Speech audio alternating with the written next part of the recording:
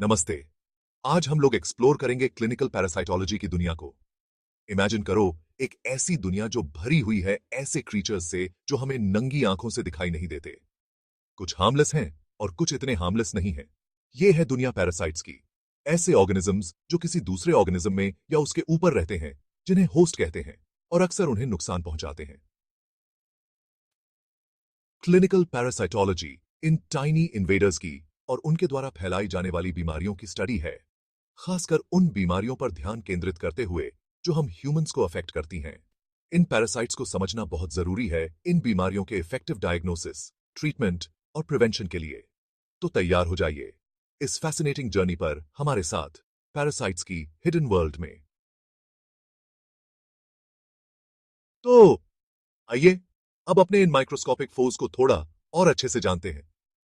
क्या चीज किसी ऑर्गेनिज्म को पैरासाइट बनाती है? सिंपली पुट, एक पैरासाइट उस अनवेलकम गेस्ट की तरह होता है जो ज्यादा ही देर तक रुका रहता है, अपने होस्ट की हॉस्पिटैलिटी का फायदा उठाता है। ये एक ऐसा रिलेशनशिप है जहां एक ऑर्गेनिज्म यानी पैरासाइट दूसरे ऑर्गेनिज्म यानी होस्ट के एक्सपेंस पर बेनिफिट करता है। ये कनिंग क्रीचर्स तरह तरह के शेप्स और साइजेस में आते हैं, सिंगल सेल्ड ऑर्गेनिजम्स जैसे एमीबा से लेकर कॉम्प्लेक्स मल्टीसेल्युलर वर्म्स तक। ये सर्वाइव करने के लिए अपने होस्ट पर डिपेंड करते हैं, चाहे वो फूड के लिए हो, शेल्टर के लिए हो या फिर रिप्रोडक्शन के लिए हो। और यहां कैच ये है, इस प्रोसेस में ये अक्सर अपने होस्ट को हार्म करते हैं, जिससे बीमारियां और तकलीफ होती है। इनकी स्ट्रैटेजीज को समझना बहुत जरूरी है इनसे लड़ने के इफेक्टिव तरीके डेवलप करने के लिए। सर्वाइवल ऑफ द फिटेस्ट का मतलब पैरासाइट की दुनिया में बिल्कुल ही अलग हो जाता है। एडेप्टेशन के ये मास्टर्स अपने सर्वाइवल को इंश्योर करने के लिए रिमार्केबल स्ट्रैटेजीज इवॉल्व कर चुके हैं, अक्सर अपने अनसस्पेक्टिंग होस्ट्स के एक्सपेंस पर। सबसे पहले उन्हें अंदर जाने का रास्ता ढूंढना होता है। कुछ पैरासाइट्स जैसे मलेरिया कॉजिंग प्लाज्मोडियम वेक्टर्स पर निर्भर करते हैं, जैसे मस्कीटोज, जो उन्हें सीधा हमारे ब्लड स्ट्रीम में पहुंचा देते हैं। दूसरे जैसे intestinal worm Ascaris contaminated food या वाटर के जरिए चुपके से अंदर घुस जाते हैं। एक बार अंदर घुसने के बाद लड़ाई शुरू हो जाती है। हमारा इम्यून सिस्टम एक मजबूत फोर्ट्रेस की तरह होता है, लेकिन पैरासाइट्स ने इन डिफेंसेस को इवेड या सप्रेस करने के क्लेवर तरीके डेवलप कर लिए हैं। किसी भी पैरासाइट का अल्टीमेट गोल होता है रिप्रोड्यूस करना और फैलना। कुछ पैरासाइट्स जैसे टेपवर्म एनवायरनमेंट में अपने एग्स रिलीज करते हैं और किसी नए होस्ट के उन्हें इंजेस्ट करने का इंतजार करते हैं। इन इंट्रिकेट इंटरैक्शंस को समझना बहुत जरूरी है पैरासिटिक इन्फेक्शंस के साइकिल को ब्रेक करने के इफेक्टिव तरीके डेवलप करने के लिए। इमेजिन करो एक माइक्रोस्कोपिक जू जहां तरह तरह के शेप्स और साइजेस के क्रीचर्स भरे हुए हैं। यह है दुनिया पैरासाइट्स की, एक डाइवर्स ग्रुप जिसके पास यूनिक फॉर्म्स और स्ट्रक्चर्स हैं। हमारे पास प्रोटोजोआ हैं, सिंगल सेल्ड ऑर्गेनिजम्स जो अपने टाइनी साइज के बावजूद एक पावरफुल पंच देते हैं। कुछ जैसे अमीबा शेपलेस ब्लॉब्स होते हैं जो कॉन्स्टेंटली अपना फॉर्म बदलते रहते हैं। दूसरे जैसे फ्लैजेलेट्स के पास whip लाइक टेल्स होती हैं जिन्हें फ्लैजेला कहते हैं। फिर आते हैं हेलमिंथ्स मल्टी सेल्यूलर वर्म्स जो अपने होस्ट्स के अंदर अस्टॉनिशिंग साइजेस तक ग्रो कर सकते हैं। Protozoa single celled wonders causing big trouble. इनके माइक्रोस्कोपिक साइज से मत जाइए। प्रोटोजोआ पैरासाइट वर्ल्ड के सिंगल सेल्ड इनहैबिटेंट्स अपने होस्ट्स के लिए बड़ी मुसीबतें खड़ी करने में माहिर होते हैं। मलेरिया प्लाज्मोडियम पैरासाइट की वजह से होता है। एमोइबिक डाइसेंट्री एंटेमोएबा हिस्टोलिटिका की वजह से होता है। जियार्डिया लाम्ब्लिया जियार्डियासिस का कारण बनता है।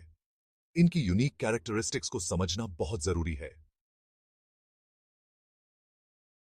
Helminths worms that invade and disrupt. अगर प्रोटोजोआ पैरासाइट वर्ल्ड के स्टेल्थी असैसिन्स हैं, तो हेलमिंथ्स इंपोजिंग जायंट्स हैं, जिनका लार्जर साइज और कॉम्प्लेक्स स्ट्रक्चर्स उनके होस्ट्स के दिलों में खौफ पैदा करते हैं। ये मल्टी सेल्यूलर वर्म्स जो माइक्रोस्कोपिक से लेकर शॉकिंगली लार्ज तक के होते हैं, इन्वेजन की कला में माहिर होते हैं और अक्सर हमारे शरीर में एक्सटेंडेड पीरियड्स तक रहते हैं।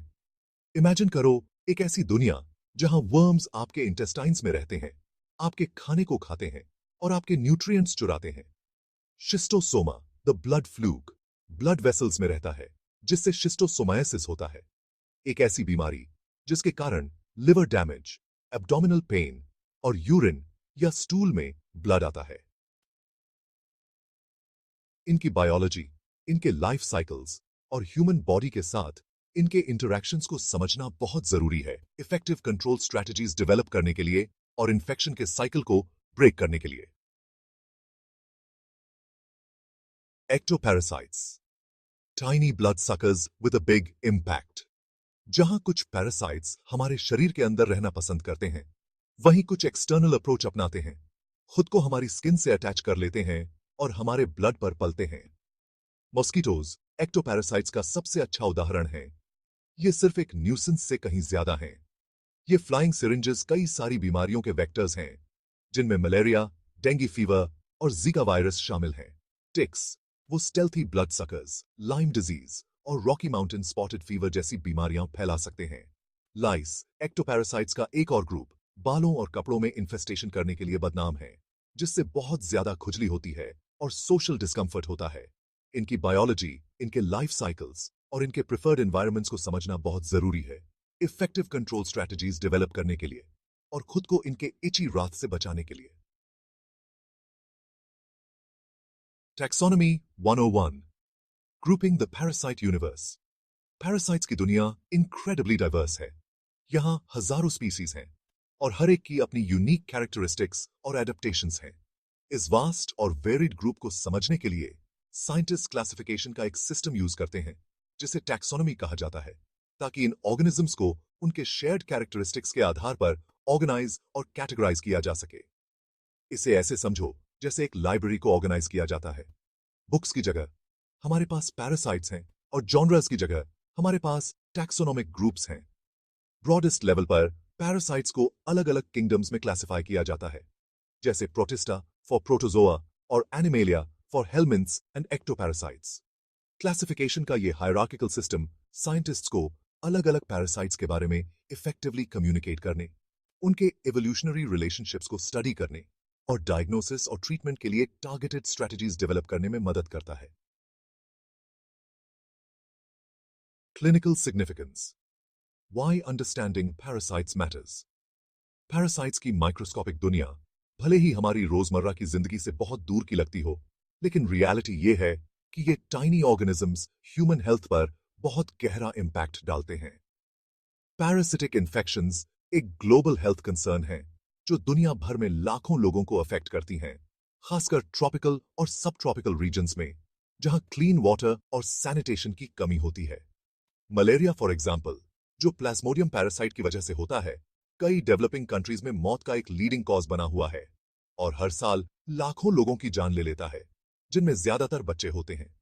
एक्टोपैरासाइट्स जैसे टिक्स और मॉस्किटोज न सिर्फ अनोइंग होते हैं, बल्कि कई सारी बीमारियों के वेक्टर्स भी होते हैं। ये ऐसे पैथोजेंस फैलाते हैं जिनकी वजह से malaria, dengue fever, Lyme disease और कई दूसरी डिबिलिटेटिंग इलनेसेस होती हैं।